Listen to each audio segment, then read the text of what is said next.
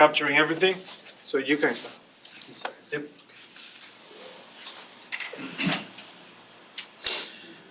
Good afternoon. Today is March 3rd, 2025.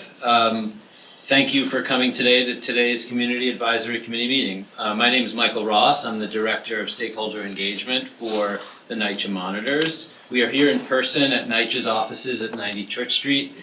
The meeting is also being recorded and live streamed, and we'll be posting the video on the Monitors website at www.nychamonitor.com. We also have quite a larger than usual attendance remotely today. It is a very cold day here in New York City. There's an attendance sign-in sheet, so if you're here in person, please make sure to sign in. It's over by the door, Mr. Hall. And we'll take note of the virtual participation as well. We're going to open the live stream feed to allow for viewers to enter questions that we can share as appropriate during the meeting, and we're hoping that this enables participation from those who are on the YouTube. In addition, at our last meeting, we had several Zoom participants who were guests invited by CAC members, and we're happy to take those questions tonight as well from guests as well through the Zoom. As previously reported and stated, we're continuing to work on our efforts to obtain resident feedback. We have a phone number and email where residents can reach the monitors. We're continuing to do development visits. We have an upcoming town hall in May, and we're also working on some additional ways to interface in the future. We have a draft report that'll be coming out as well in a few weeks. Getting to the agenda, we have a presentation today from NYCHA concerning pests and waste. We have Josie Bartlett, the Vice President at NYCHA of the Pest Management Department, who's going to give an overview of NYCHA's Pest Management Department. Then, of course, we'll turn it over second to Chief Secreto, who's here, who will discuss safety and security, and then we'll conclude. Just to note for the record as well, our next CAC meeting will be here in person Monday, April 21st, 2025. Okay. With that, Ms. Bartlett, I'm going to turn it over to you for the substantive presentation. Thanks so much. Cool. Hi everyone, I'm Josie Bartlett. For the folks at home. Hi, I'm Josie, the VP of Pest Management, and I'm going to walk you all through our department, what we do, some achievements we have made, and ways that we can better work together, because pest management is really a team effort.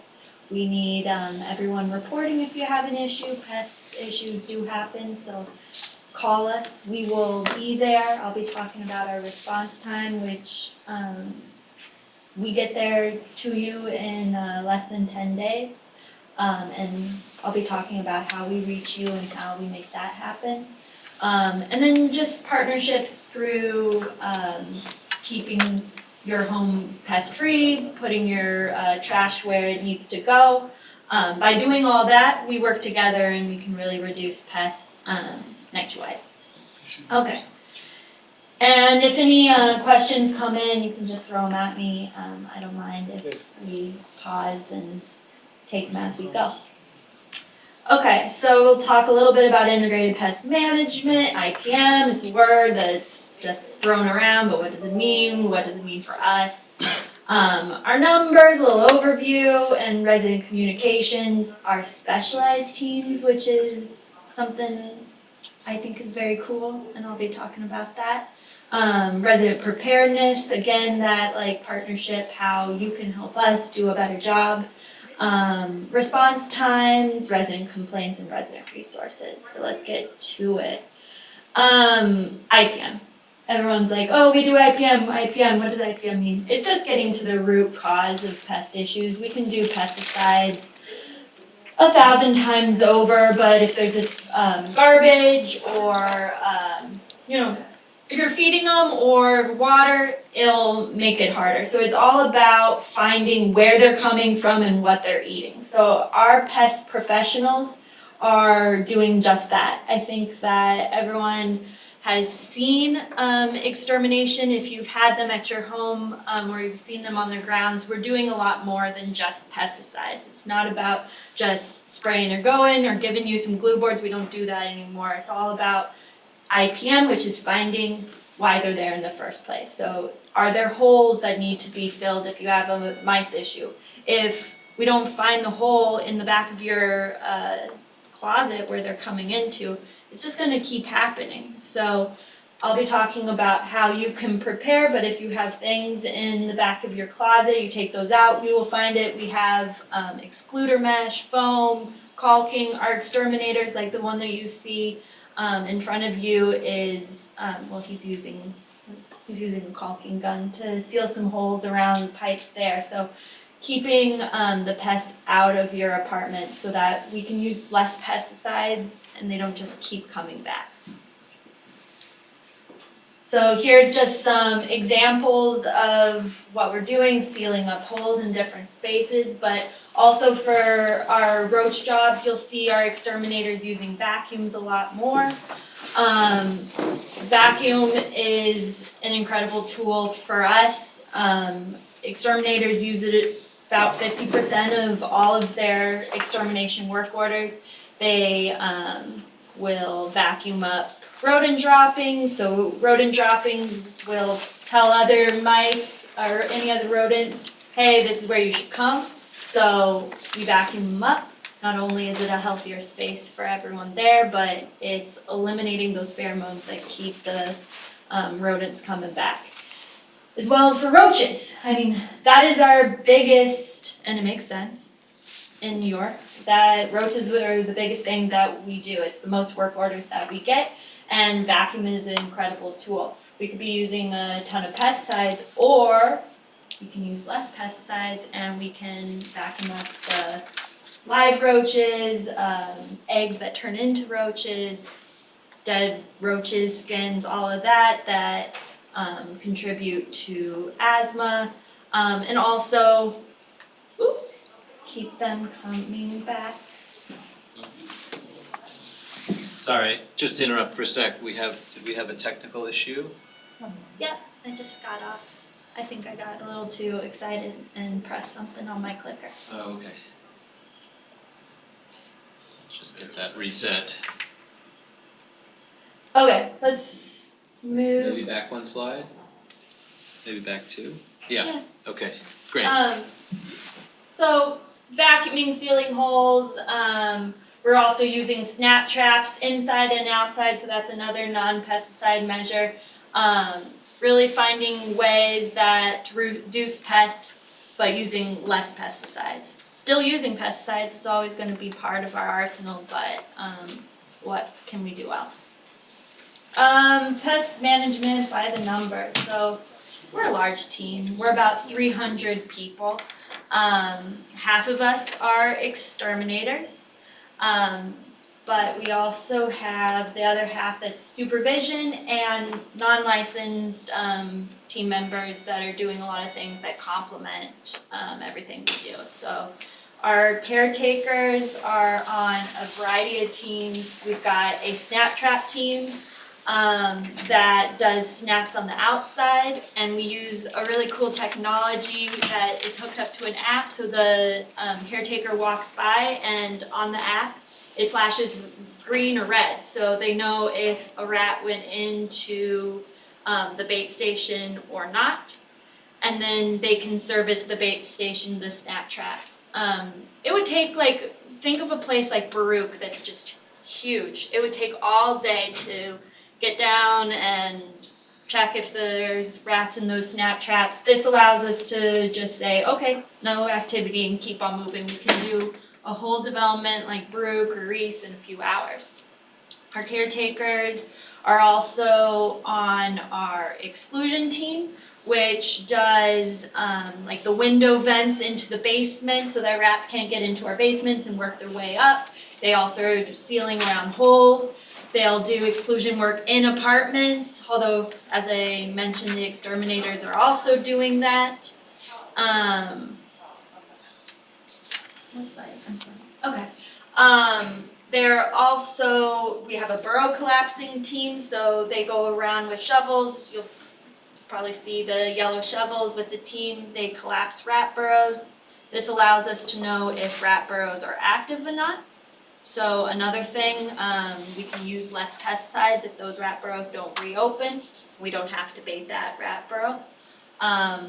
We also have a new team that we started just this year called the Clean Out Team. So there are apartments that have significant clutter or sanitation issues, and maybe you want to have this cleaned up, but you're older, you're not able to do it on your own. We do have a team that goes in and cleans out the apartment, which gets to the root cause of why there's pests in the first place, allows us to see the areas that need more treatment.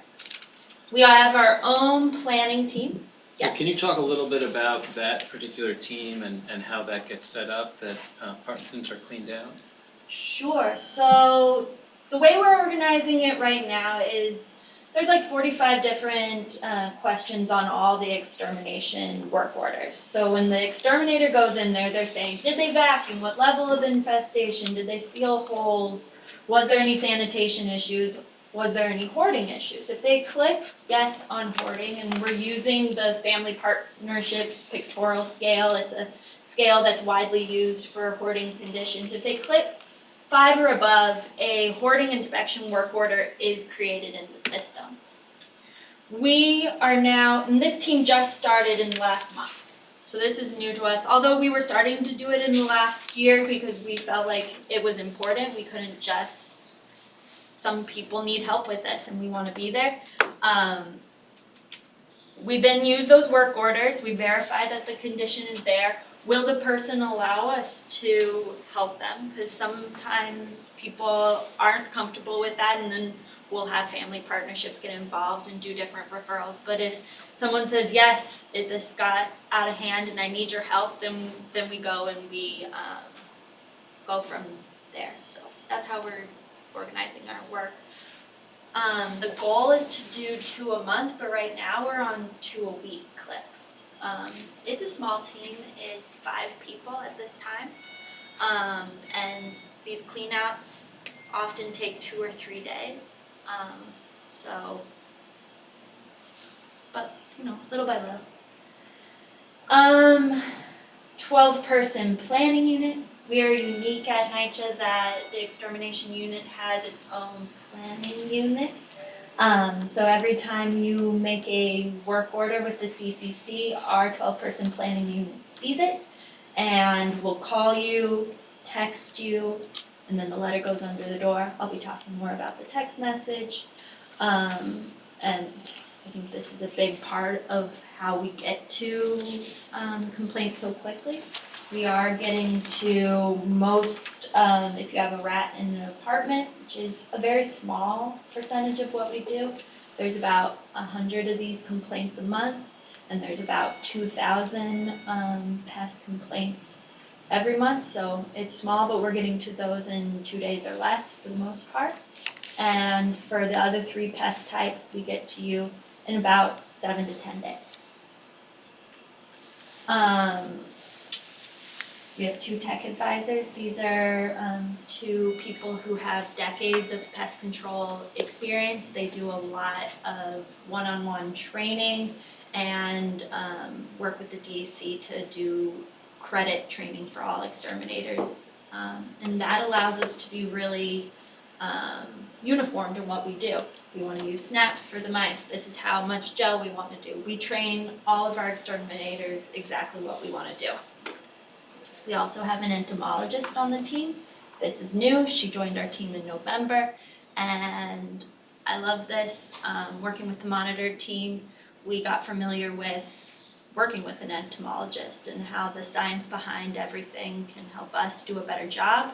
And I love that we have an entomologist on the team now. She's currently doing 2 studies, one with Rutgers University and one with Kentucky University. Rutgers is all about rats in the voids of the buildings, and the Kentucky University is about a new type of liquid gel. And I love that we can try out new things and really see what works for us. She also does a lot with trainings and just making sure that we know what's going on. A few things by the numbers: 12,000 boroughs collapsed, so this is our borough collapsing team. 0.3% of appointments missed. Our extermination department does not miss appointments. You call, we schedule it. Even if we can't get a hold of you, we'll still schedule it and come and knock on your door. That ticket doesn't get closed with one tenant not home. You have to have 2 tenant not homes before the work order closes. That's different than other trades. And then at the end of every day, we have a meeting with all of our supervisors and go through all the work orders that are scheduled for the day. Something got missed, someone's staying over and going to that apartment. So we don't miss appointments. No one's gonna be, somebody has probably taken a day off of work and waited for us and then we didn't come. But that is not the usual, as you can see with that number and what we really expect. And that goes back to that whole pest management is a team issue. Like if you waited all day and we didn't come, you're never gonna take your stuff out of your cabinet again to like prepare for us, because you'd be like, why would I prepare for you to come? But if you know that we're always gonna come, then yeah, you'll be like, okay, I'm gonna take stuff out of the cabinets. They will be here today. So it's really about us working better with everyone involved. And then those are the snap traps on NYCHA. Yes, sir. With the entomologists, is that affecting the quality of gel that you're now distributing throughout NYCHA based on your scientific findings? Where do you stand with that? Sure. Well, Natalie's been on the team since November, so we haven't really heard specifically about different types of gel, although she is working on a new type of gel called Hot Shot that we're thinking about moving into our arsenals of gels. But as far as, so we use Opticard, Avion, and Vendetta. And we just got finished doing a whole 2-week roach training, full day for all exterminators. And one of the things that we really zeroed in was the amount of gel that we use. We want to be using at least 15 grams, that's a half a tube, on low infestations. A full tube, maybe 2 tubes on medium. So maybe that's what, it's not always the type of gel. The 3 types of gels are pretty well-known, applicator grade gels. I think what we need to improve on is the amount of gels that we're using. So you will be seeing in the next year that we're using a lot more gel in partnership with something called Gentrol, which is, I like to call it a roach birth control. It's a good partnership between Gentrol and gel. So female roaches, and Keith's gonna smile because this is my favorite roach tidbit. Female roaches they eat like twice a month usually. So this thing called Gentrol messes with their hormones and makes them act like a male. And then they will eat every other day just like a male. So without this Gentrol, they're never gonna go to your gel. So you're gonna put out a bunch of gel, but the female is hiding with her eggs and she'll never go out. But now we use the gel and the Gentrol, makes the females go out and eat the gel. So if we have enough gel out there, we're gonna have a better kill. That's a heck of a story. Okay. All right. Thank you. So that's what I mean. That's all what we do. We get really like nerdy on all the science and trying to figure out what works best. Pest management isn't just like going out there and winging it. We really dive into what's working, what's not working, how we can work smarter. So. Thank you. Yeah, no, thank you. Is there anything that I haven't already? Well, long we pause, are there questions?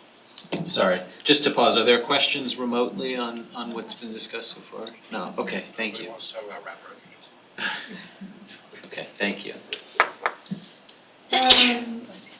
Carmen Quinones, I think from Douglas. Got a hand raised. Oh, we do have a hand raised, okay. I was Okay, wondering Mr. about how long Muniz. will this new gel be available? Because of course over here, these traps were working, but I guess now they got used to them. Like everything else, once they get used to it, they're not grabbing these traps anymore. So, sorry to interrupt you, so- Ms. Quinones. Can you just speak louder into whatever mic you're in front of, just because we're having a little trouble hearing you here? Thank you. Okay. What I'm saying is that what you guys are doing a new gel, right? Yeah, gel for roaches. Mm-hmm. Okay, for roaches. Okay, I was thinking this was for the rats because the traps that we have now, it looks like they have gotten used to those. And so that's really what I thought. If you had new gel for those traps, because it seems like now they're dodging the ones that we do have. Got you. Ms. Quinones, you're at Douglas, correct? Yes, I'm the president of Douglas Houses. Yeah.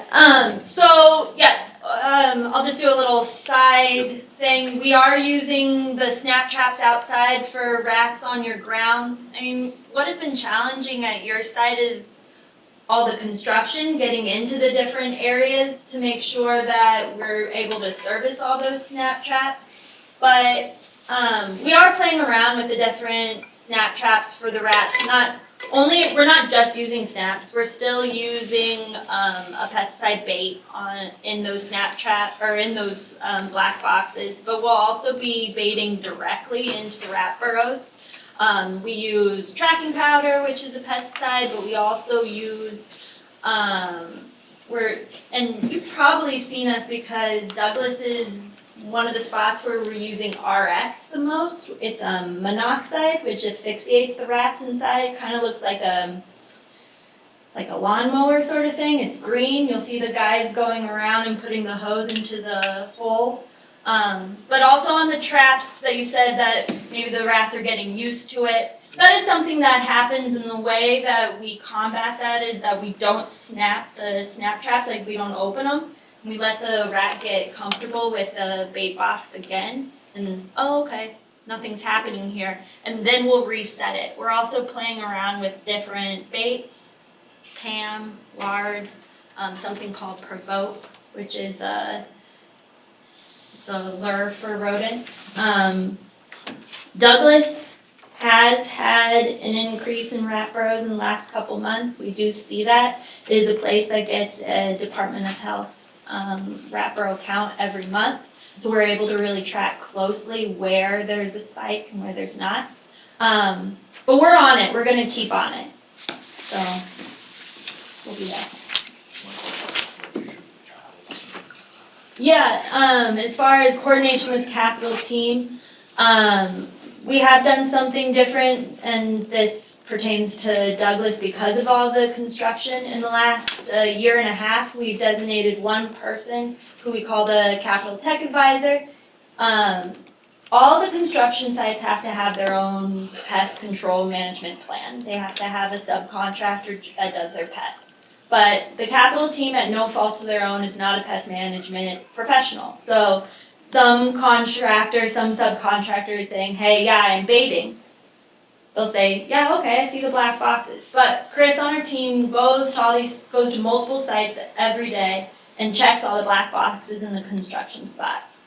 And he'll open them up and be like, no, you're not baiting. Or you haven't baited for several months. Like you can't pull it over on Chris because he knows what he's doing. He's been doing pest control for a couple of years. So a couple decades. And we also work with them to make sure they're burrow baiting. That was something that a lot of subcontractors weren't doing, actually putting the pesticide directly into the burrows. That's what NYCHA does. So it's all about aligning the subcontractors in the construction areas to what NYCHA is doing. So that has been helping a lot. in different construction sites. And, there's still more to go, of course, I'm not saying that it's perfect, but, that's what we're doing. Thank you. Ms. Quinones, did you have follow-up questions, or did that answer the question you asked?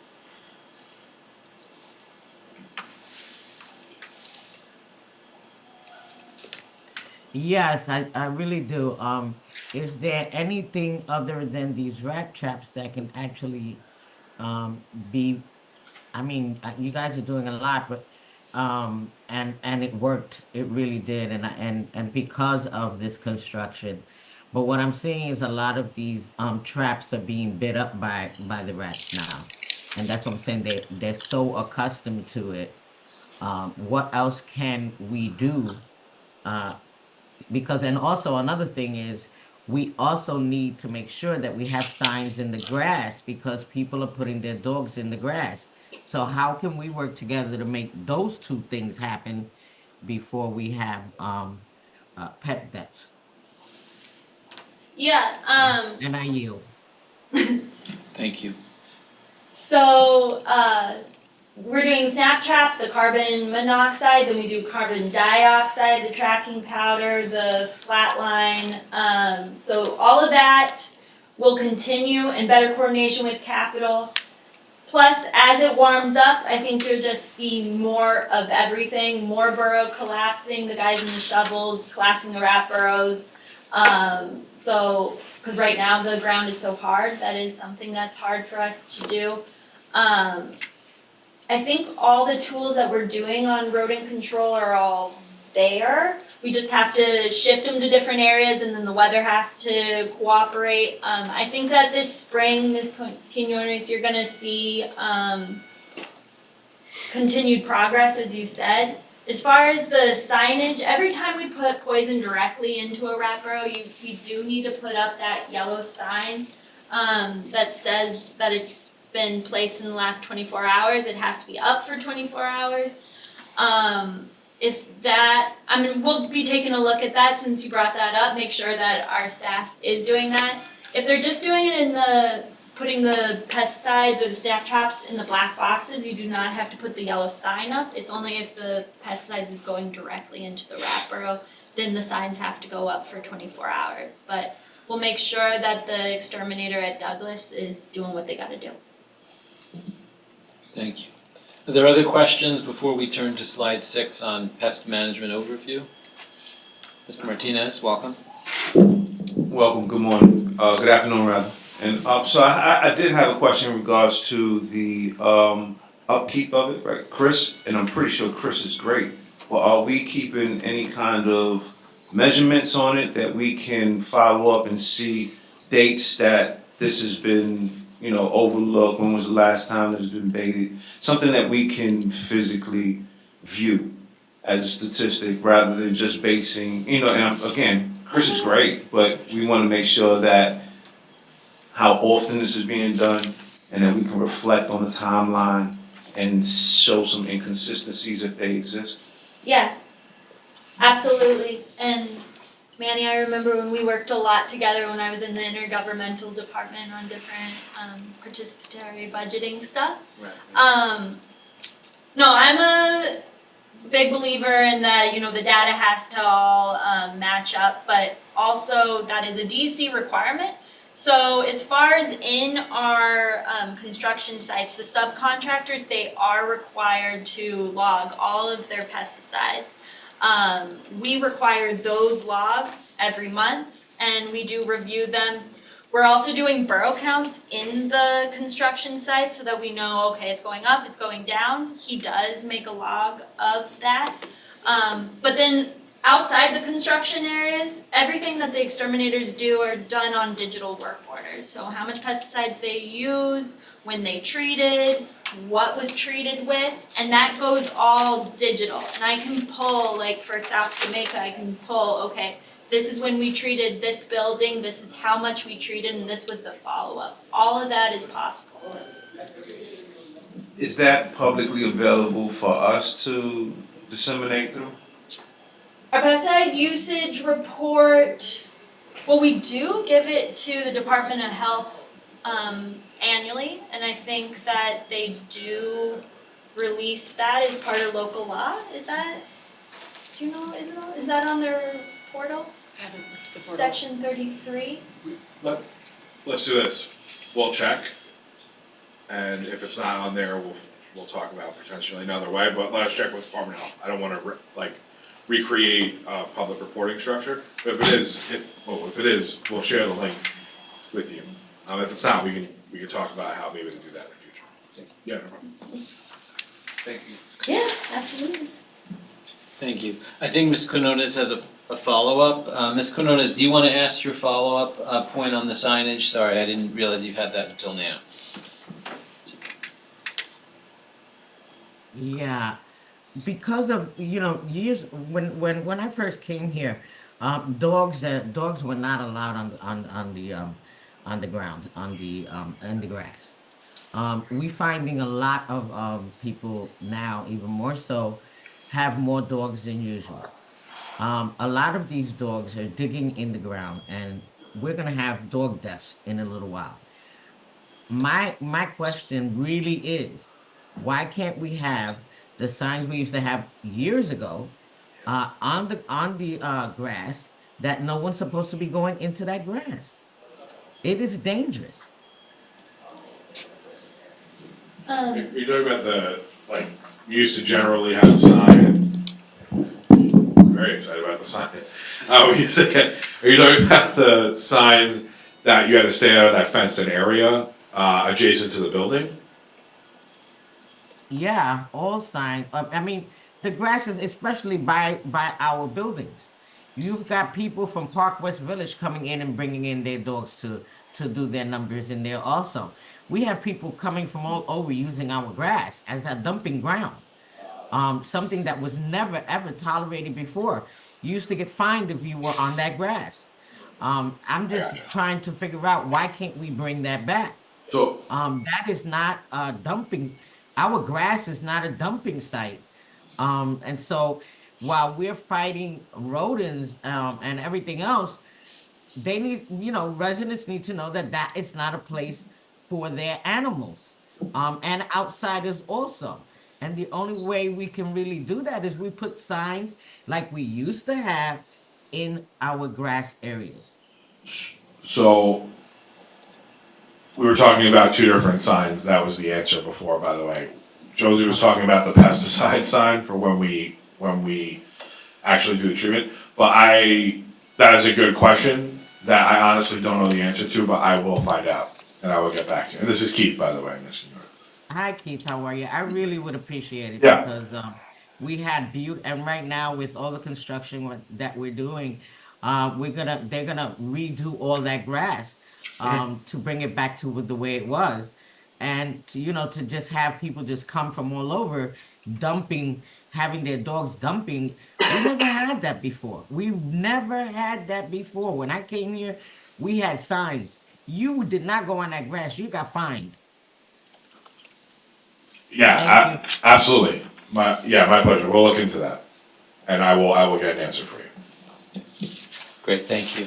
Okay, I think we're on slide 6. Okay.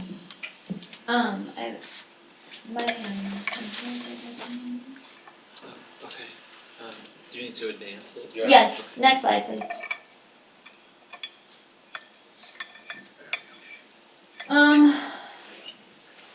Yeah, I've already talked so much about the tech advisors, our different units, so let's move on to the next slide and I'll start talking about how we make sure that we're coming. So as I mentioned before, there's a 12-person planning unit. You call the CCC, you put in a work order, our team sees it and schedules it for a day that's usually before 7 days. And then we will call you and text you. So if we call you and then you say you want a different day, then of course we schedule it to a different day, or you say, yes, that's great, and then we schedule it for the day. Same with text messages. If you have, we will text you say, hey, we've scheduled your extermination for this day. You can cancel, reschedule, or confirm the appointment by text. I love this way of communication. It's how everyone does, doctor's appointments. You just say C for confirm and you just keep it moving. So I love that our pest management department does this as well. If we don't get a hold of you, we're still coming. We will knock on the door and try to do the service. If you weren't there, we'll do the typical tenant not home, put it under the door.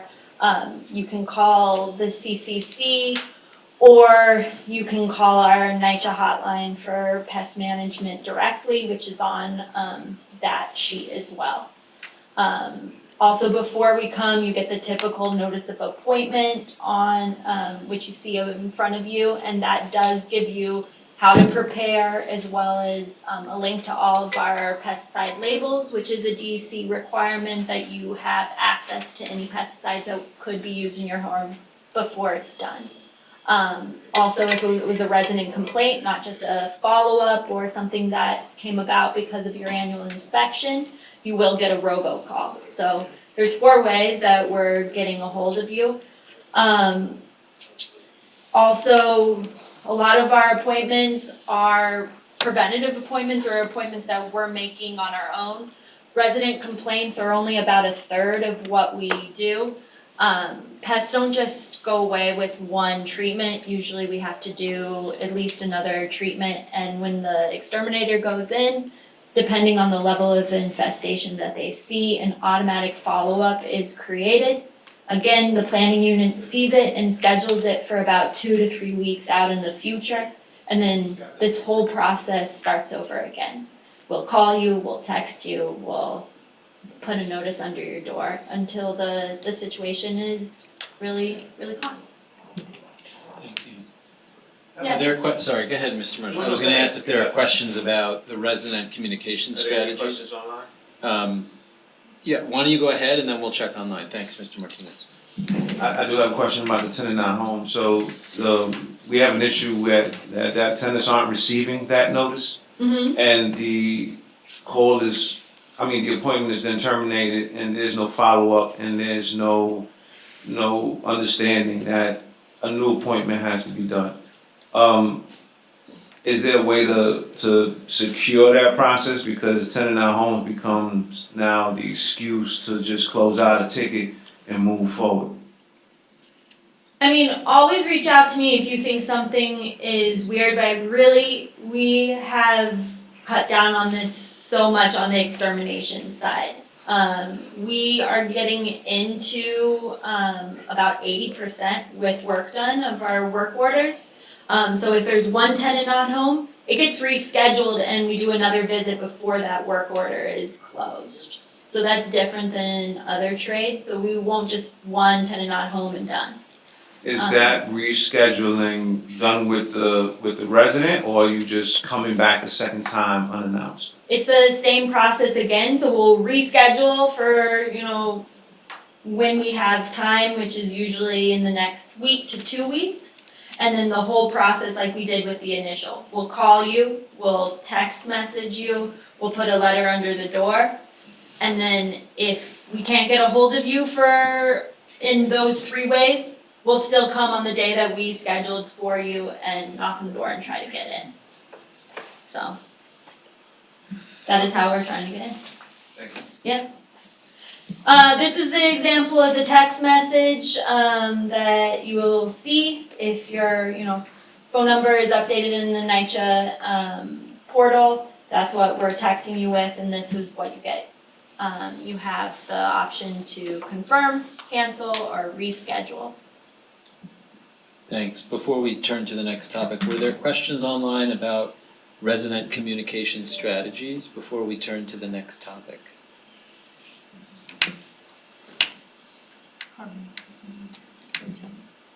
There are? Okay, Ms. Quinones, please go ahead. Thank you. Yeah, this seems to be a real big problem with the tickets being closed out. I don't know how we can rectify that, but we need to. The waiting time to put in a ticket is just horrible. Um, while this looks like a good program that you guys are have going on, we need to do better when it comes to the communication, especially when it comes to that line. That line is horrible. I've used it too many times, stood there for maybe a half hour before someone would answer me. And I'm getting a lot of, I just had my my general meeting where people's tickets are just being closed out and nothing is really being done. So I just want to know how we can rectify that, especially when people have bed bugs and stuff. This is dangerous stuff, especially when you have children in the apartment. So my question is, how can we fix that, the time limit on getting a ticket, and also the tickets being closed for no apparent reason, and they would have to open it all over again so that it could be closed all over again. And this is all I heard on Thursday. And so it, I just need, I don't know, I just need to see what else can we do with this operation, because it's really not working. It's just deterring people from calling because they don't have time to spend a half hour and stuff like that on the line. Um, so that's really what I had to say. Can I get some clarification on the time that one has to wait to put in a ticket, and why so many are being closed for no reason? So, yeah, I mean, as far as CCC wait times, I mean, that's something that, it's a source of frustration for me as well, to be honest with you. But we have a new, CCC director who joins us from 311. He knows, very much so how to run a professional call center. He hasn't been here very long, but I imagine that he has some ideas on how to improve that wait time, and we have been actively asking him to work with residents and operations to understand what information, if anything, we're not getting from that we may need to change in the call script, and how do we improve and reduce those wait times. Is one thing. The other piece about tickets and closure, I mean, Ms. Munoz, you and I can follow up at another time. I'm sure there's a number of issues that are either pest or maintenance or heating or something related, to some specifics, but let's, if we can get those over to us, we'll look into each one and see what happened, and then we'll try to learn from that and see where we can improve. Yeah, and I can say on the extermination side, we have a few things that, to make sure that what the exterminator says on that work order is really the true story. We require photos of the door. If there's a tenant not home, it has to be on there. We also have different groups that go behind us, EHS and QA, do a percentage of post-extermination work orders. So if we said that we did work or it was a tenant not home, that was truly the case. EHS also calls and does a percentage of our tenant not homes to make sure, I wasn't home that day. And then also all of our supervisors exterminators are required to do 3 post-extermination work orders, making sure what was on the ticket really was the true story. So we are trying to make sure that that we get in, we wanna do the work, and if it is a tenant hot home, it truly was, and then trying to get a hold of you to make sure we can accommodate your schedule and get in. Thank you. I understand there's a question remotely from Ms. Tibbs. Ms. Tibbs, please go ahead. Hi, I also wanted to, the call center. I had NYCHA executives up here at my general meeting last year around, I would say, October. And it was explained to us that unfortunately they had laid off half of the call center employees because they were trying to encourage people to use the app. And now they see that we have too many seniors that don't have access to a computer, don't know how to work their cell phones properly to upload the NYCHA app. And they're the ones that are suffering waiting online for almost an hour to put a ticket in. We were told last year that they were in the process of rehiring people back, but then also the new ones had to go through vigorous training. So what happened with that? Did they get trained? Are they still being trained? Why are we still in this predicament 5 months later with no improvement? I yield. Thank you. Yeah, so I actually personally meet with the CCC to talk about wait times, and while it's not perfect, Ms. Tibbs, and I understand that, and I agree with you for what it's worth. It has gotten significantly better. Like I say, significantly to me is not significantly to what it should be, which is phone calls answered within 60 to 120 seconds, right? Typical Yeah, call but center waiting an responsiveness, hour, yeah. it's not better when you're going from waiting an hour to waiting 45 minutes. That's not an improvement at No, all. I understand. The average wait time at the moment is 15, which is still not accessible.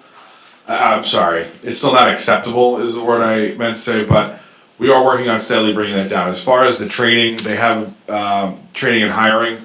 I'll have to get you the exact numbers, but they did bring on a few more folks specifically for the maintenance queue, which is what we're talking about here, right? There's multiple queues in the CCC. There's tenancy, there's Section 8, and there, which is a completely separate.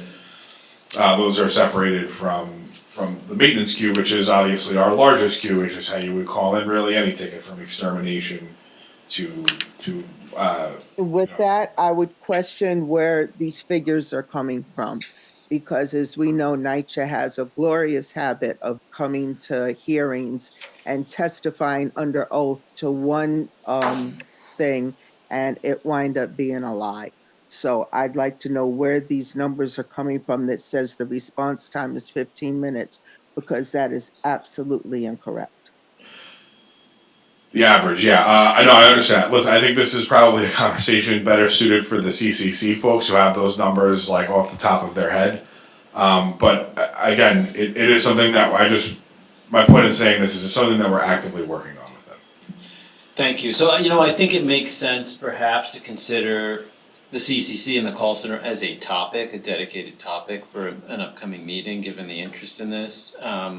Just to make sure we can get through the rest of the PES presentation, why don't we proceed with the rest of the PES presentation? And I think it may make sense to have a dialogue about setting that up for the future. Yeah, I would say talk to Marnoush. No, yeah, we absolutely But also, will. he's been here for a month, like, let's, let him get some time. Okay. I don't even think it's a full month, to be honest. Okay. Next month. Okay, why don't we move on to, I think your next topic, Ms. Bartlett. Yeah. I do want to just say quickly, even though it doesn't help with that, there are other ways we're getting into different units besides just a resident complaint. If we see any level of infestation in an apartment, we do make automatic adjacents for the up, down, side to side neighbors. Also, there's extermination work orders off of your annual and your mold and inspections. So about 2/3 of our work orders are not just what's being called in. Alright, let's move on to specialized teams. We have a rat team and a bed bug team. These two pests inside are unique, so it only makes sense that we have unique teams to deal with them. We've seen a large decrease to our rats inside of apartments work orders since we've done the rat team, and same with reoccurring bed bugs. So with the rat team, there's 3 teams. They all have vehicles. They're based by borough. When someone calls in and says, I have a rat in my apartment, we pull it directly and we will be to you within 24 hours. So let's say you do it now, we'll probably be to you next morning. That team, they have cars because they're all over, but also they do a lot of exclusion work. They use steel plates and wire lath and drills. It's really about finding the hole and sealing it out. They'll also use snaps and glue board barriers if the rodent is still in your apartment when they're there to capture and eliminate it on the spot. But this team does a lot of drill and maintenance work. On the bedbug side, also similarly, there's 3 teams based by borough. They have cars because they're using a lot of specialized materials. So the initial exterminator will go and do a visual inspection and then say if it's a low, medium, or high. Even if they say that, no, they don't see any bed bugs, they'll still put down bed bug monitors because those low infestations are usually hard to see with a visual inspection. Because bed bugs are sneaky, they're hiding all over. So a low infestation is hard to see. They'll go back in 2 weeks and check those monitors. If there's anything in the monitors, then the bed bug team is sequenced. So the bed bug team is only sequenced on the follow-up, unlike the rat team that is on the initial complaint. They go once we know that there's some level of infestation. And they're doing mattress covers, steamers, so they use steam to eliminate the bed bugs. They're using Smexa dust, which is a fine dust that just this team uses that allows us to kill bed bugs. Unlike roaches that have soft feet, they've got hard feet, and really the dust is what kills them the best. They're also using a lot of vacuum, but that is our regular team is using that as well. So that's those 2 specialized teams. Any questions on that? Okay, I feel like we have really gone through how you call into the CCC and then we schedule the planning, the different letters that you'll get, the exclusion work there. Let's talk about preparing for your visit. So if you're aware that we're coming, you know, okay, I'll be there tomorrow. You have issue in your kitchen cabinets, or maybe you think, mice are usually coming from like this area. The best way to help us do a better job is take things out of the area where you're seeing the pest infestation. So we do when we call you, and on the letters we say, take out things out of cabinets and closets where you're seeing a pest infestation. This helps us vacuum more thoroughly. It helps us find holes that maybe were covered by some sort of item. And it allows us to do a more thorough job. We can also bait in more places. So that's really the number one way that you can help us do a better job.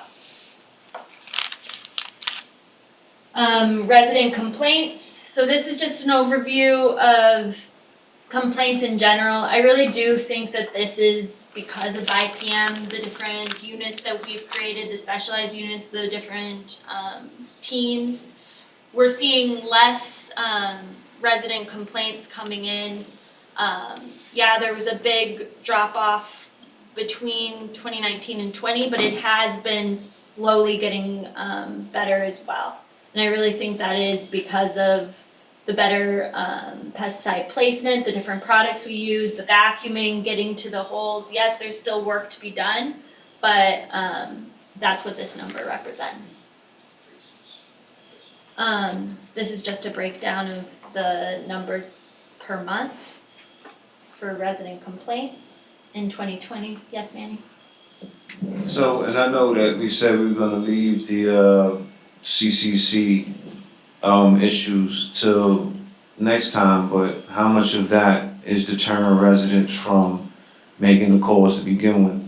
And how is that impacting this, and why is it not reflected in this? Because we do have a delay in our response time in a half hour, somebody may just hang up, or the callback may not reach them, and then they don't make the phone call. So we do have to have that incorporated into this graph, that there are some deficiencies we need to engage.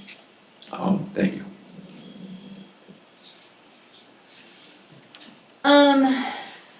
So then, once you get the complaint in, we are under agreement for rats. We, 90% within 2 days, all within 5 days. Bed bugs, roaches, and mice, the agreement is 90% within 7 days and all within 10 days. That's the resident complaints, so your follow-ups or any work orders that are created off of a, inspection aren't part of that agreement, but we're still hitting about that response time on preventative work orders as well. Except for if it makes sense to do it later, like a follow-up, it doesn't make sense for us to come, 5 days later. We'll schedule it for 2 weeks. It gives the roach gel time to do what it's supposed to do. So these are our response times and how we've decreased. So you can see October on the rats, on the top side with the rats. October was when we had the rat team. That allowed us to hit that 90% within 2 days, and we've stayed there ever since. The 5 days, the last 3% from the 100 is usually 1 or 2 apartments, and usually we're getting there between 6 and 7 days. And it is of note that rats in apartments, about 70% do turn out to be mice. We are trying to, and we've seen it get better with some of the questions that the call center has asked and on the app. They'll ask you, is the animal the size of your fist or the size of a pint glass? People laugh at this. The poop, is it pointy or is it round? I'm sure some people just are like, I don't even know, can you please just come and take care of it? And you can do that. That was actually a feedback that we got when we first launched these questions. People were like, I don't know, just come. But you had to answer the question. Now you can just say, skip, I don't know.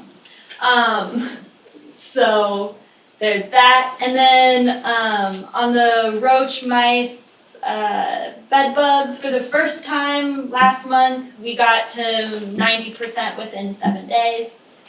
That was a huge deal for us. We had never hit it before. And then not hitting the 10 days. Last month that was only 33 apartments. It's a small amount that were, and a lot of them were, 15 days or less. So yes, clearly there's issues with the CCC, but if we can get these resident complaints, we will be there, and we'll be there in a timely way from the extermination side. And then every time we come to your apartment, I'm going to be wrapping up. We are giving you ways that you can help us keep your home pest free. A lot of it is simple measures, just, put your dog food away. I'm guilty of this as well, doing your dishes after every meal. I've skipped that, but things like that, this is on your how to keep home pest free, and is something that we're really working on with exterminators the last 2 years, how to talk to residents, what is ways that we can work together, because we're not in your home all the time. If we work together, we can have a better decrease. These are some more examples of resident communication about the snap traps, that bed bug monitor, what is this, why are we putting it in your home? And then the last one is, if you make your cabinet look empty like this, we can vacuum every cranny. So that's some of the resident education. We do have a website. You Google NYCHA Pest Management. This New York City website comes up, it has all of our labels, it has how to keep your home pest free, it has the Department of Health pests, the burrow counts for rat burrows on the exterior. There's a lot of different resources there. And we also, exterminators were at Family Day, only 15, but we are hoping to do way more, about 50 this year. And I love this. I love that the exterminator that treats at the location is also the person with the flyers and can be there to talk to residents. So when a resident says, hey, I see building 2 has so many issues there, they can be like, yeah, I'm here, 4 days a week, and this is what I've seen, and this is what I'm doing. So we're gonna continue to expand this in 2025, and just another way that you can connect with pest management. And that's it. Thank you. Were there questions around resident preparation or resident education, which was the last topic? Anything online? Ms. Quinones. Okay, again, Ms. Quinones, please go ahead. Yeah, going back to that, I'm glad, thank you for going back to that. Because we have a lot of seniors here. And that's a lot of work, getting stuff out the cabinets and stuff. Have we communicated with NYCHA so that we can get the help that we need for those that can't do all this work? Or I don't know, some kind of agency that because we used to have everything here. We used to have social services. We used to have everything. We have nothing now. And so my question is, how can we help them get ready for that in their homes? And what are Yeah. the provisions for people that have life-saving equipment? So I guess 2 things on that. So we do have a small team, a clean out team. It's only 5 people. They're really right now focusing on apartments that have hoarding or really like a lot of clutter. We do clean out the apartment. We're doing about 2 a week right now. As far as preparing, we do understand that. We're not expecting like everything. Every little bit helps. And also, if you're not preparing for us, although every little bit helps, we'll still do something. That is part of our standard procedure. It's something that we harp on every day. People can vacuum around things. And, if there is seniors that need extra help, you can always reach out to me and be like, hey, this is more of an issue. We do look at, because all the exterminators can put what level of infestation, we do look at the high infestations, and we will send teams to help with those with preparing before we go in. And what about life-saving equipment in those apartments? We have quite a few. Yeah, so if you have said that you have life-sustaining device on your annual, I know there's like 9 different options on the annual form. If you click one of those, you're considered a pest-sensitive apartment. We do respond to you quicker as far as that, and it is also because this clean out team, it's a new thing. I just started this year, so we've only been doing it for the last couple months. But it is something, we're looking at the hoarding inspection work orders now, but we are going to be also looking at those pest sensitive households as well. And are we the odors, are they more controlled now than used to be? When we add pesticides and stuff like that, some people are very sensitive. Of course, we have asthma, we have everything here. So I just want to make sure that NYCHA and the monitors are working together to make sure that we can do the best that we can. And of course, I'm here all the time. I mean, we can please reach out, let me know who you're going to, or I really would like to know because I know my residents. I've been here too long. I know them all, especially my seniors.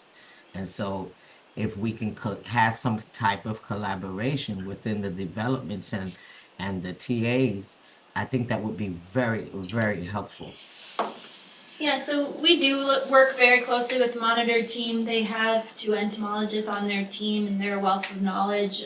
We've worked with them closely picking our different pesticides. But as far as the odors, I think one thing that was a very smelly product that we used was IC3. It's actually an unregulated product. It's like a strong peppermint, basically. It's not a pesticide. It's, I don't even know what it is technically, but it does dry out the roaches, but it's not like a residual like the other pesticides that will slowly kill roaches and other pests little by little. We do still use that a little bit, but in the compactor rooms, where we want to do like a big knockdown of water bugs or roaches in the compactor rooms. In the apartments, you'll see that we're using gel, which does not have an odor really, and it's localized, it's not up in the air, putting in the backs of cabinets and using that in very like strategic ways. And then we use Gentrol, which I discussed earlier, probably too much, which is that birth control roach product that I talked about. That can be a liquid, but we also use it's a point source. So it's a circle. I don't know if that's what you were doing with your hands, but it's a circular thing that you just put on the wall and it's there for 3 months. It does the same thing as the liquid. The liquid is odorless. Some people do say that Gentrol has a little bit of the smell. I can't smell it. I do have my exterminator's license. I do go out there. But Are there after effects of these pesticides or whatever you're using? Are there have you calculated if there are any after effects? Even because you said it stays on for 3 to 4 months on a wall. If people have young kids that are sleeping in that room, do we know what kind of effects, after effects, these things may have?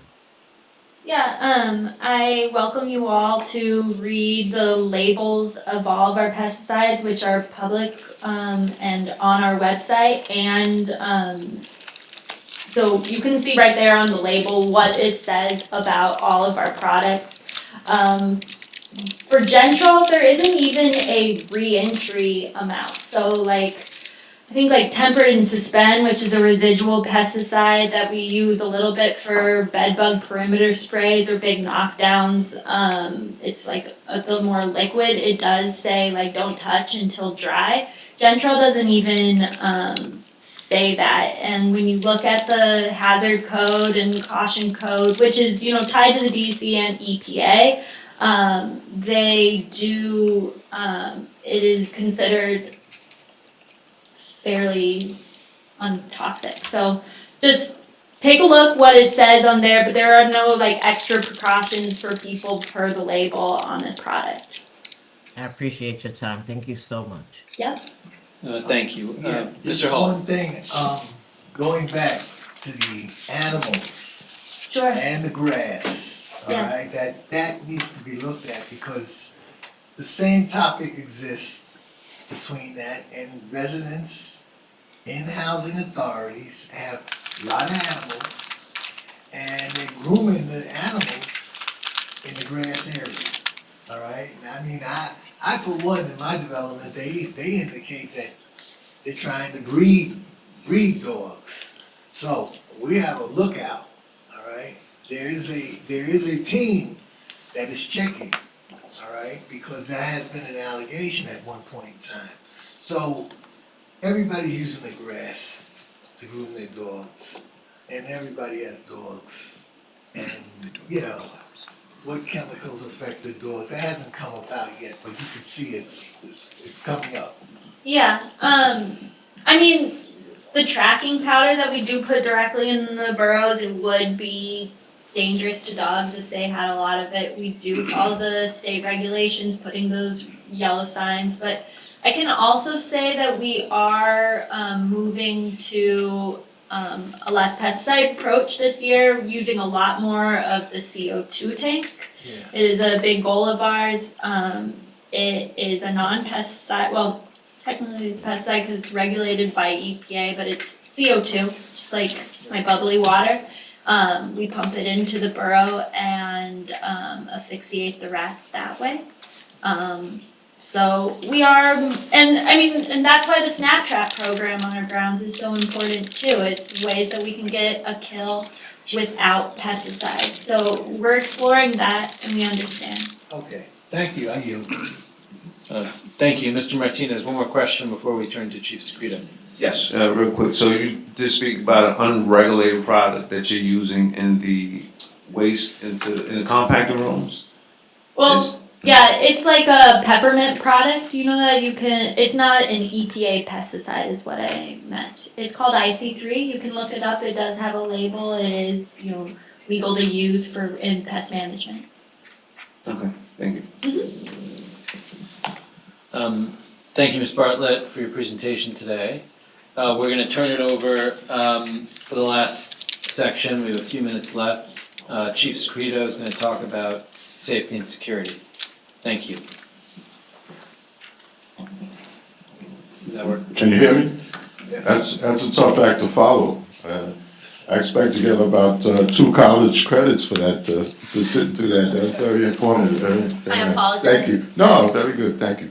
Very informative. Hi, good afternoon. James Secreto, Office of Public Safety. I'm gonna just speak about some of the things we're doing to enhance the safety of the residents and workers and everybody involved in NYCHA. One of the things I want to start out with, well, let me go back. Ms. Canones, to your point about the dogs, I lived in NYCHA. I lived in Albany houses in Brooklyn, and I had to get rid of my dog because the neighbors called up on me, and back then you couldn't have dogs. So it's a much different time now. Court cases have affected that. But what I would like to see is people pick up after their dogs. I'm sure that doesn't bode well for pest management. So, and some developments, I've been walking with NYCHA and various developments, putting the lockers in different developments. And some developments are worse than others, but that is a problem. People don't seem to pick up after their dogs. I don't know why. Just starting off with that. Okay, some of the things we're doing. We work in collaboration with other agencies, particularly police department. We do a lot in collaboration with NYPD, particularly Housing Bureau. One of the things that's a big problem right now and that we address as best we can is the homeless situation. We have operations that we do 3 times a week. It's not a lot, but it's something. And to do every development, it probably take us a little over 2 years. But nonetheless, we do 3 operations a week. Tuesday, 6 o'clock, Wednesday, 9 p.m., and Thursdays we do Queens, as we work with a nonprofit Breaking Ground, and we are out in Queens on Thursdays. So far this year, well, last year we did 126 operations. And the thing about these operations, we do that in collaboration with NYPD, Department of Homeless Services, and NYCHA. And prior to, we signed a memorandum of understanding 3 years ago. Prior to that memorandum of understanding, Department of Homeless Services could not enter the NYCHA buildings. So once we sign this MOU, they can now come in, and what they do is they have a social worker, professionals, and they speak with if we encounter a homeless person, they speak with them, they offer them services, whether it's mental health, shelter, or drug treatment. And most times they decline, and then they're asked to leave. So that's something that we got going on. But it's still, it's like I said, it's not a lot, but it's something. One of the other things that we do is the apartment reclamation.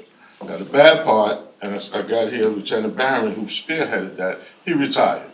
So, he was a big part of that. So we've recovered in collaboration with NYPD, over 200 apartments that have been taken over by squatters, drug dealers, gang members, and it started about 2 years ago at Manhattanville Houses. Someone alerted us that there was a resident that was now homeless because drug dealers and squatters had taken over his apartment and kicked him out. So we met with PD and they came up with this unit that reclaims these apartments. Now, in Housing Authority, sometimes it's complicated because there might be a remaining family member or it might be someone that has some kind of claim to that apartment.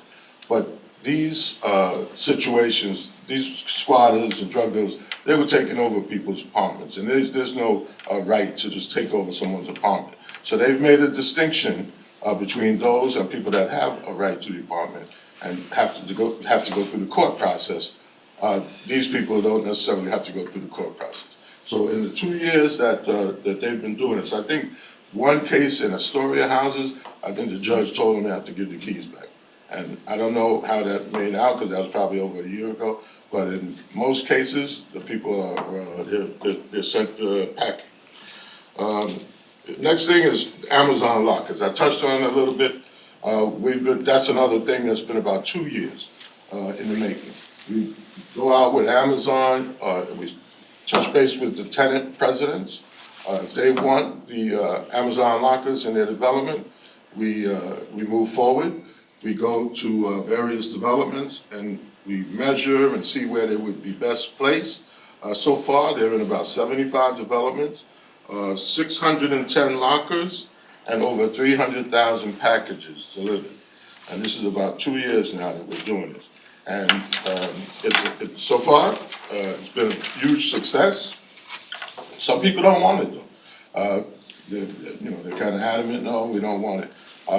If you have the lockers at your development, you don't have to use them. You could continue to get your packages delivered the way they currently do it, but a lot of people's packages get stolen. And some places, the deliverer comes and drops the packages in the lobby, and I can tell you that's not going to end well. But it's only, right now, it's only Amazon packages. So some people get Temu, and that, they don't go through the lockers and they're still delivered in front of people's doors. Okay, we have a risk assessments that we do. And this is a comprehensive development risk and safety assessment. And what we do is we go to each development and do an inspection from roof to the basement. Check lighting, the lobby doors, rear doors, the CCTV, radios, do the radios work, are there dead spots? We check the security guards if they have a security guard assigned, fire guards if they're assigned. Dangerous conditions, stair halls, homeless conditions, and we prepare a report to the property manager and to the borough vice president and to the TA president. I don't know if you've seen that, Manny. I don't know if they've done yours yet. So far this year, we've done 46 such inspections. And once the report goes to management, they have 30 days to get back to us with the corrections that we pointed out that they have made. E-bikes and gas bikes. That's another thing that we do, again, in collaboration with NYCHA. So I'm here 3.5 years. We had 4 people die in these e-bike ion battery fires. So what we do, if we get a report, and they usually send us a photograph of a bike, sometimes they're in the hallway, outside somebody's door. What I've asked management to do is put a note on the bike or under the person's door, giving them a certain time. It varies, could be 48 hours, could be 5 days, whatever. Give them a chance to move that bike, or else we're gonna come and we're gonna remove it because it's dangerous. Those lithium-ion battery fires are very volatile fires. It takes fire department a long time to put them out, and it's a difficult fire to put out. So last year, we recovered about 700 bikes throughout the developments. Some of them are chained to a fence outside or whatever, but they have to go. They can't stay there. CCTV cameras. There's over 19,000 cameras. My unit installs, repairs, maintains cameras. We collaborate with NYPD, DA's office, other law enforcement agencies. We supply them videos, and I get calls sometimes. Secreto, we need a video of this incident happened over this development. We got to go before the grand jury. And what our guys do is go to court and they testify as to the chain of custody of this and the verification of the authenticity of this video or whatever, that it's NYCHA, and that they were involved in its making or whatever, and so we've done that. One such case was, we had a homicide in Strauss Houses last year, July, and our guys were called on to look at video to help the DA's office in Manhattan, and our guys looked at video for 7 days worth of video, which is kind of difficult and painstaking, but they did it and it helped out the DA. They were able to make the appropriate charge on that perpetrator. But again, that was my unit that helped out with that. We also have resident watch. It used to be tenant patrol. I lived in housing, and I was a teenager doing tenant patrol. It's a little more difficult to get teenagers to do it nowadays because they're considered a snitch, something if they done tenant patrol or resident watch. But nonetheless, we still do it. It's been in effect for 58 years, since 1967. And we have 1,250 volunteers throughout the 5 boroughs. A lot of people don't want to necessarily sit in a lobby anymore. Since pandemic, a lot of people don't want to do that, and for other reasons as well. So we try to have floor captains, and we also have a tip line that I'll talk about in a minute, so that people aren't exposed sitting downstairs in the lobby. I talked about the fire guards and security guards. That's a big topic sometimes, fire guards. They're a place where the system is impaired, the fire system. So if you have the sprinklers are out, maybe in a community center, if the standpipe is leaking and we have to shut it down in the development, if the alarm system in a community center is broken, we have to put a fire guard there. In the developments, the fire guard is 24/7, and in a community center, it's during the hours of operation.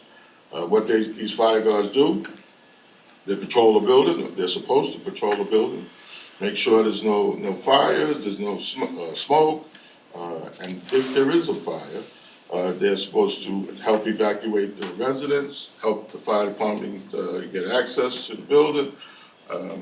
And one thing that happened is there's a fire safety unit now. Last year, there were 153 locations that had to have fire guards, some 24/7, but 153 locations, that's quite an expense. This fire safety unit, headed by Joe Terranova, they got that number down from 153 last year around this time. There's now 31 locations that have these fire guards. Tremendous job by him and his unit. And I've heard different numbers of how much the savings are, but the last number I heard was like $30 million that they've saved NYCHA. The security guards, they're in senior buildings. They're not there all day. Most of them are there for an 8-hour shift. The TA president lets us know what shift they prefer. Sometimes they want to go out there during daylight hours when the seniors are going to doctor's appointments, when they're going to get to the pharmacy, whatever, so that they're like on an 8 to 4. Some want it at night when danger seems to beef up, so they have them at night. What else? I spoke about the anonymous tip line. That's 24/7. The number is 212-306-7027. That's an anonymous tip line. You could call, and that again comes to the Office of Safety and Security. We'll respond the next day. If it's at night or whatever, if you do it today, we'll respond right away. You can report anything and it's anonymous. We don't want your number, we're not gonna call you back. Just tell us what the issue is. Sometimes it's we don't have heat, sometimes it's violent dogs, whatever the complaint is. So that number again, 212-306-7027. We also have the command center that's on the 9th floor, and that's 24/7, and that number is 212-306-8800. You can report emergencies, dangerous conditions. They get a lot of elevator entrapments. There's a phone in the elevator, people get stuck, they call up, and we dispatch the fire department if they're not already on the way. We also do workplace violence training. That's two workers get in an argument with each other, or they have a fight that gets reported to us, and we follow up and do a report and recommendations. We do active shooter drills. Often we'll see that shots are fired in the development. the management calls all the workers in, shuts down, work, until the police come and sort out everything. And then they ask us, can you do a drill? So to kind of show us what to do, best practices, recommendations, and we'll do that, in regards to that. And that's pretty much it. Layered access, that's one of the things that's also kind of touchy subject. We've gone to that in a lot of developments. The fob won't work, it's not tied up right with the system or whatever. And so I know Queensbridge last week, we had to go there and looking for the word, but these fobs, we had to redo the fobs so that they work. And that's pretty much it. And Chief Scrito, thank you very much. We're actually at time. And we probably only have time for one question or so. Fortunately, Chief Scrito is always participating in our meetings, so we'll have an opportunity next month. Certainly can follow up with Chief Scrito after if you're here in person. And if you're online, put your question in. We'll leave the line open a little bit. We'll make sure it gets to him. But why don't we just take, if there's one question, I think there's at least one remote, so why don't we take that to start? Who had the question? Okay, Ms. Quinones, please go ahead. Yeah, Secreto, we have never actually met on Douglas grounds. I hear all your past stuff, but the present, you're not active here at all, at all, at all, at all. And I'm so tired of asking you to meet with me. We have 868 Amsterdam Avenue, which is crazy. And you still have not reached out. I reached out to you in the mayor's Puerto Rican thing. That was last June. Still haven't seen you. I don't understand. And Resident Watch, it's not active here at all. So I don't know what you guys are really doing. I really don't. People are getting paid to do nothing. And that's my biggest problem around here. That people can talk about what they do, and they ain't doing nothing. Nothing at all. We have no communication at all. At all. So, I'm just gonna leave it at that because this is crazy. To get up here talking, hey, you ain't doing nothing at all. It's been a year since I saw you. And you still have not communicated. We had gunshot fired here Friday. And they weren't even gunshots. They were actually rifles. It was boom, boom, boom. I haven't heard from you. I never hear from you. So I really don't know what y'all getting paid for. Thank you, Ms. Quinones. Let's give a chance for Chief Secretary to respond. Okay, Ms. Quinones, we did have a conversation at the Gracie Mansion. I'd have to say, I dropped the ball not calling you, but you could call me as well. You don't have to wait for a meeting to reach out to me. We can communicate, any day of the week, email, phone call. I will call you after this meeting and try and set the records straight. But, I didn't make up these numbers that I just gave you. That's the things that we're actually doing. But I could always do more, and I'm sorry that you feel that way. Okay, thank you. Hopefully you can get in touch after the meeting. Was there any other question here, Mr. Hall? I know you might have had a question. No, I just wanted that number Just to for the finish. elevator outage. 212 Yeah, 306 yeah. 8800. Okay.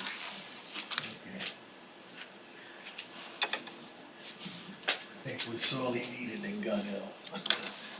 Get It to happened the in Gun Hill. Yeah. I got a quick question. All right, Mr. Martinez, last Very, question. very Thank you. brief. So out of the 19,000 CCTV cameras that we have, how often is it used for housing policy enforcement?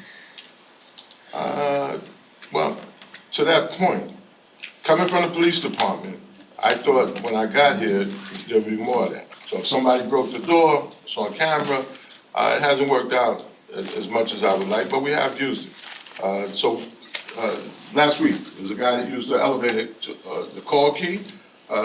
We got that video, we gave it to the the IG, and they're looking to find this guy. And we actually identified. Identifying people is often a problem. When you see somebody doing something, this guy happened to live in a building, people identified him right away for us, and, he's gonna be held accountable for using that elevator call key. There could be more of that. But that's crime. We're talking about housing policy enforcement. We're talking about loitering, we're talking about, disposing trash incorrectly, things that NYCHA has a direct responsibility to enforce. How often are these 19,000 cameras being used for that? I can't say that it's used a lot for that, I can't say that. And a lot of what you mentioned is police matters as well. People loitering in the hallway, that's police matters. And all of them are not, like right now, I have a problem with kids loitering, in the buildings instead of going to school or whatever. That's also a police matter, that's truancy, and a lot of it is police related. But we collaborate with them to try and fix it. Okay. Chief Seguido, thank you very much, and everyone, thank you for attending today. We're out of time, unfortunately, and we look forward to seeing everyone April 21st, 2025, here at 90 Church, as well as online. We're adjourned. Thank you. Mike, when is that? April 21st. Well, that's our responsibility. Thank you. Thanks, everybody.